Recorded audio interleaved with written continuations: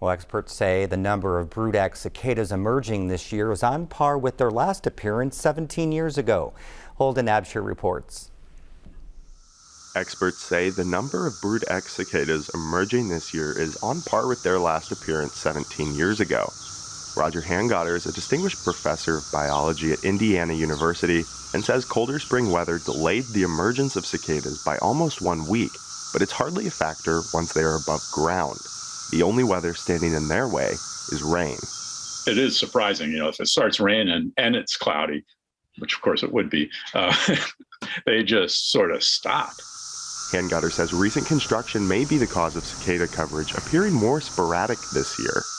Areas where there's new developments, usually they're down because all the trees were damaged or removed, or the trees are too young. They were planted too far from 2004. He says the total population of cicadas is currently peaking with the latest emergence at the end of last week. It takes almost 1 week for visible signs of each emergence, which creates a lag in their life cycle. The adults apparently live about 2 weeks in the adult form until they finish mating and then they die. And so we really shouldn't go much beyond 2 weeks from now. Hangotter anticipates a handful of late arrivals, but says majority of the population will taper off by the end of June.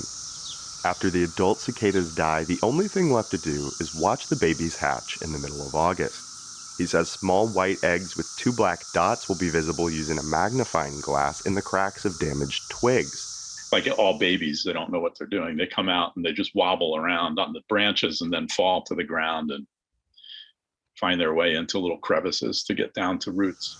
Hangotter says you can even place a twig in a container and watch the eggs hatch on your own.